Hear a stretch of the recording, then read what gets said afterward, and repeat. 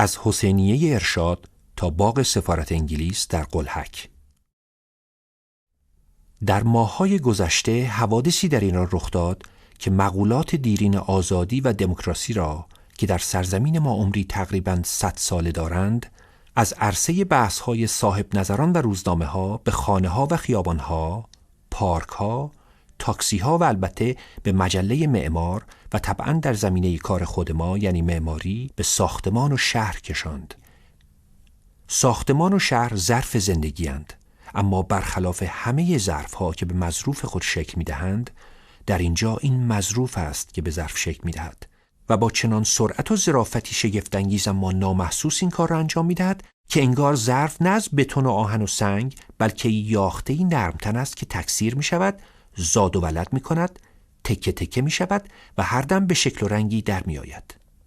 مثل جلبک‌هایی که در آب تکثیر می‌شوند و می‌توانند دریایی را بخشکانند. مثل کشند قرمز آب‌های خلیج فارس که دریا را سرمه‌ای کرده است.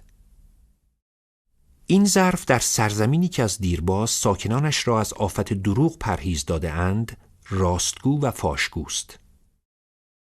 از دم خروس و کوهان شتر بزرگتر است.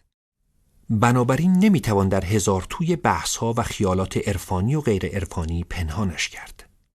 آبرو میبرد و البته اگر کسی بخواهد دریچه‌ای را در ذهن خود بگشاید، بدیهیاتی را به یادش میآورد. چیزهایی را چون چاله‌های خیابان‌های شهرهای ما که اگر زیر پایمان را نگاه نکنیم سر می‌شکنند. و ظرف زندگی امروز ما چنانچه به درستی بدان بنگریم رازی را برملا می‌کند، اینکه ایران ما از زمره آزادترین ها و مردم سالارترین ها در جهان است و برعکس آنهایی که مدعی آزادی و دموکراسی اند بدترین نوع دیکتاتوری ها در جهانند. و این یک ادعا نیست. میتوان اثباتش کرد. میتوان با قدم زدن در یک تکه از شهر، مثلا در همین خیابان شریعتی، در فاصله میان حسینیه ارشاد و باغ سفارت انگلیس در قلهک و مقایسه آن با وضعیتی که در کشورهای به اصطلاح دموکراتیک برقرار است، اثباتش کرد.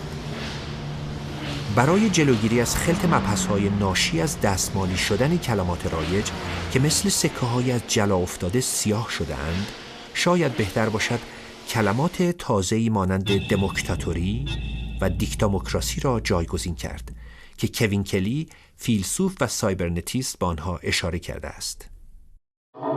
و اما ادله ما در همین یک تکه که شاید فقط کمی بیش از 3 کیلومتر باشد، علاوه بر ردیف واحدهای تجاری کوچک از بقالی و سوپر و فروشگاه زنجیره‌ای گرفته تا نانوایی، قنادی، ساندویچ فروشی، معاملات ملکی، فتوکپی، میوه فروشی، کلیدسازی، لوستر فروشی، فروشگاه لوازم صوتی، فروشگاه لوازم خانگی، لوازم التحریر، وسایل ورزشی، مبلمان، کتاب فروشی، مانتوسرا، بوتیک، پرده فروشی، اتوشویی، فروشگاه مصالح ساختمانی، رنگ فروشی، داروخانه، آژانس گردشگری، حتی مغازه خنچه عقد تا بانک و دفاتر ثبت اسناد و ازدواج و طلاق و دفاتر وکالت و مطب دکتر و البته کیوسک‌های روزنامه فروشی و ایستگاه‌های اتوبوس، پلیس به علاوه 10، پایگاه مقاومت بسیج، صندوق قرض‌الحسنه، واحدهای تجاری میان اندازه و بزرگ از جمله آموزشگاه زبان، کامپیوتر، خیاطی، آرایش، کنکور، کلینیک پزشکی و دندان پزشکی، مرکز مشاوره روانپزشکی، آزمایشگاه و رادیولوژی، ساختمان‌های پزشکان بیشمار از خیلی بزرگ تا بزرگ، چند بیمارستان از جمله بیمارستان ایران مهر، بیمارستان تخصصی کیان،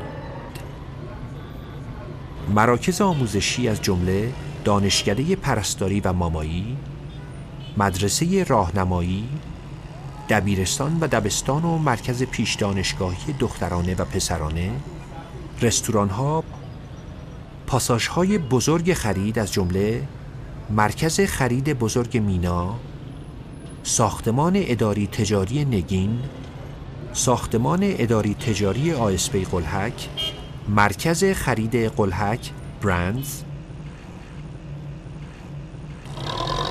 سینما فرهنگ و مسجد جامع قلهک. تمامی اینها چنان جا خوش کردند که هیچ زور و دیکتاتوری بالای سرشان نیست. اینها حتی به خودشان زحمت نمی‌دهند برای اتومبیل‌های کارمندانشان پارکینگ تأمین کنند، چه برسد به مشتریان. بنابراین در کمال آزادی، بی آنکه 1 ریال سرمایه گذاری کنند، در بهره برداری از خیابان و املاک عمومی شریک شدند. البته واحدهای تجاری کوچکتر هم از این خانه گسترده آزادی بی نصیب نماندند. کاملا خودمانی بساطشان را در پیاده‌روها گستردند.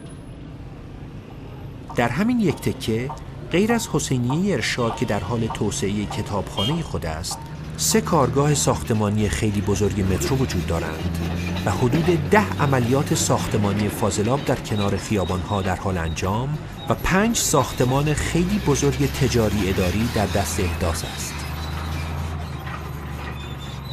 همه اینها آزادانه از پیاده‌روها و خیابان‌ها برای انبار مصالح و تجهیزات، حتی اتراق کارگرانشان استفاده می‌کنند و هیچ قانونی سقف زمانی برای پایان کارشان تعیین نمی‌کند و مجبورشان نمی‌کند آنطور که در کشورهای دیکتاتوری الزامی است مسیرهای رفت و آمد عمومی را تأمین کنند و پوشش‌های امن و زیبا برای عملیات نازیبا و خطرناکشان در نظر بگیرند. در همین یک تکه از نظر بصری هم بساط چشم نواز و روح بخش آزادی گسترده است. ساختمان‌های کوتاه و بلند، رنگ و وارنگ، جلو و عقب، با تابلوهای کوچک و بزرگ، پارچه‌ای و نئونی، همه در نهایت صلح و صفا کنار هم قرار گرفتند. اینجا یک ساختمان دونبش متعلق به مدرسه راهنمایی دخترانه کیمیای علم است. نمای این ساختمان شاهکار خلاقیتی است که با هیچ مانعی از طرف قانون روبرو نبوده و از هیچ گونه معیار و استانداردی پیروی نکرده و آزادانه فوران کرده است. شهامت مدیران مدرسه برای سفارش کار به هنرمندی که به نظر می‌رسد از شاگردان نوجوان خود مدرسه باشد جای تقدیر دارد. مدرسه سر کوچه‌ای قرار دارد که ته آن حاصل فوران آزادانه خلاقیت دیگری است در قالب پاساژ میرداماد که به طرز شگفت‌انگیزی روی مسیل خیابان ساخته شده. و بگذریم از آزادی تقریباً بی حد و حصر و مردم سالارانه برای پارک اتومبیل در هر گوشه خیابان که البته هنوز مثل کوچه ها به پیاده روها تسری داده نشده و آزادی رفت و آمد پیاده از هر جای خیابان و بسیاری دیگر از آزادی هایی که ذکر همه آنها مثنوی 70 من می شود. و عمرن اگر در کشورهای مدعی آزادی این کارها و کارهای خیلی بیشتر که ما می توانیم انجام دهیم ممکن باشد.